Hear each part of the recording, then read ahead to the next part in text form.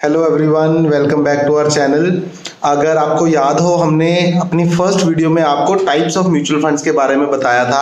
हमने कहा था इक्विटी और डेट दो तरह का म्यूचुअल फंड होता है। तो आज इस वीडियो में हम इक्विटी म्यूचुअल फंड्स को थोड़ा और एक्सप्लोर करेंगे। हम देखेंगे कि किस किस तरह के इक्विटी म्यूचुअल फंड्स होते हैं और उन पे क्या क्या रिटर्न आती है और किस तरह का रिस्क लेवल होता है। तो चलिए शुरू करते हैं। इक्विटी म्यूचुअल फंड्स वैसे तो 6-7 तरह के होते हैं, बट जो प्राइमरी इक्विटी म्यूचुअल फंड्स की कैटेगरीज हैं वो होता है large cap, mid cap, small cap, multi cap और थीमेटिक। आज हम इस वीडियो में पहली 4 के बारे में बात करेंगे। थीमेटिक के बारे में हम एक एक्स्ट्रा वीडियो में बात करेंगे क्योंकि उसकी आगे 2-3 और कैटेगरीज होती हैं। मेजॉरिटी जो म्यूचुअल फंड में इक्विटी इन्वेस्टमेंट होती है वो इन 4 कैटेगरीज में ही होती है। शुरू करते हैं लार्ज कैप से। लार्ज कैप म्यूचुअल फंड का मतलब है कि जो आपका पैसा है जो आप म्यूचुअल फंड में इन्वेस्ट कर रहे हैं वो इंडिया की टॉप 100 कंपनीज में इन्वेस्ट होता है। मेजॉरिटी पैसा टॉप 100 कंपनीज में इन्वेस्ट होता है लार्ज कैप म्यूचुअल फंड में, जिसकी वजह से उसे लार्ज कैप कहते हैं क्योंकि वो बड़ी कंपनीज में पैसा इन्वेस्ट हो रहा है।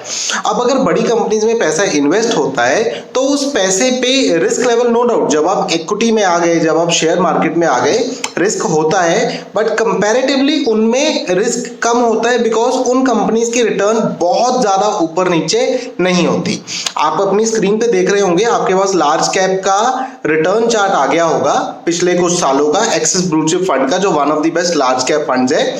उसमें देखिए तो 1 साल में उसने अराउंड 2% की रिटर्न दी है, 5 साल में उसने around 9% per year compounded return the है और 10 साल में उसने अराउंड 10.5% की रिटर्न दी है। ये तो हो गया लार्ज कैप, ठीक है। अब हम बात करते हैं मिड कैप की।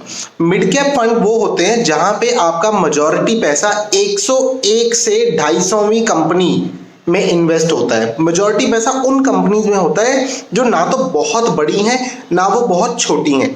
अब अगर रिस्क लेवल की बात करेंगे तो इनमें डेफिनेटली एक रिस्क हल्का सा ज्यादा होगा लार्ज कैप से, because large cap established players है, उनके पास कस्टमर जाना ही है, उनका शेयर बहुत ज्यादा फ्लक्चुएट नहीं होगा। बट मिड और स्मॉल कैप में, अगर हम मिड कैप की बात करें पहले, तो मिड कैप में fluctuation as compare to large cap थोड़ी ज्यादा होगी।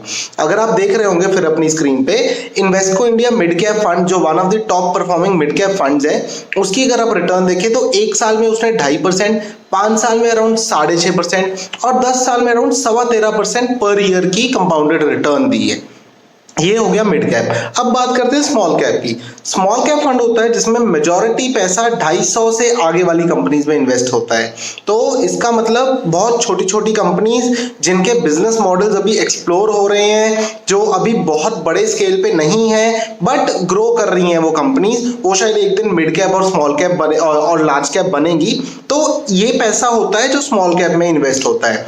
अब अगर आप खुद ही देखें तो लार्ज कैप और मिड कैप से ज्यादा रिस्क स्मॉल कैप में होगा। स्मॉल कैप में सबसे ज्यादा फ्लक्चुएशन ऊपर नीचे होती है as compare to large cap and mid cap. आप फिर से अपनी स्क्रीन पे देख रहे होंगे कि आपके पास एसबीआई स्मॉल कैप का रिटर्न चार्ट खुल गया पिछले कुछ सालों का। 1 साल में इसने ऑलमोस्ट 0.5% की रिटर्न दी है, 5 साल में 9.5% और 10 साल में 16.5% रिटर्न दी है।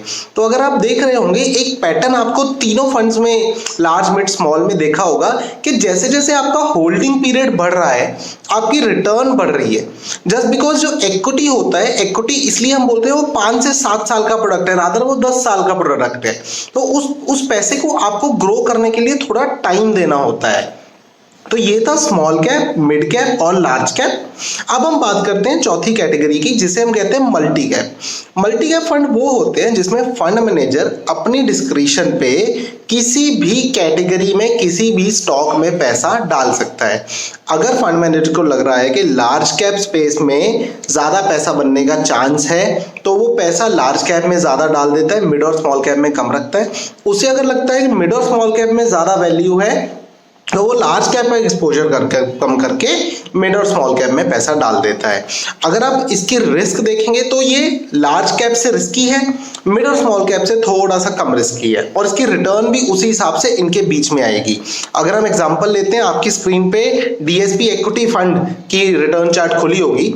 उसने 1 साल में 1% रिटर्न, 5 साल में 7%, और 10 साल में अराउंड 9.5 पौने 10% के आसपास कंपाउंडेड रिटर्न दी है। तो ये बेसिक कैटेगरीज हैं म्यूचुअल फंड की, large cap, mid cap, small cap और मल्टी कैप। हम एक चार्ट अब आपको दिखाते हैं जहां पे आपके सामने इनकी रिटर्न मैपिंग की जाएगी 1 साल, 3 साल, 5 साल और 10 साल पे। अगर आप देखेंगे एक वही ट्रेंड जो मैंने पहले भी आपको बताया कि 1 साल और 3 साल में शायद मिड और स्मॉल कैप लार्ज कैप से थोड़ा कम परफॉर्म कर रहा होगा, बिकॉज पिछले 2-3 साल से मिड और स्मॉल कैप बहुत ज़्यादा परफॉर्म नहीं कर पाएंगे। बट उसी रिटर्न को आप अगर एक्सट्रैपोलेट करेंगे 5 साल और 10 साल पे तो देखेंगे स्मॉल कैप एक क्लियर आउटलायर है, उसकी रिटर्न बहुत ज़्यादा हाई है वर्सेस एक मिड कैप की या फिर एक लार्ज कैप की या फिर मल्टी कैप की।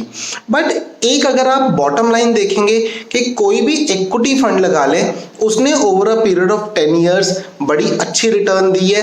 अगर हम देखें लार्ज कैप फंड ने ही आपको पिछले 10 साल में 10.5% के आसपास CAGR रिटर्न दी है, जो ऑलमोस्ट एक लगा ले कि FD से अराउंड 1.5 पौने 2 गुना की रिटर्न है। आज के हिसाब से देखें, आज FD आपको 5.5 के आसपास रिटर्न दे रही है। अगर 5.5% के टाइम में आपको कोई प्रोडक्ट 10% रिटर्न दे रहा है, इसका मतलब आप उसे डबल से बीट कर रहे हैं। बट सिर्फ एक चीज का ध्यान रखना होता है, इक्विटी इन्वेस्टमेंट 1 महीने, 1 साल, 2 साल वाली इन्वेस्टमेंट नहीं होती।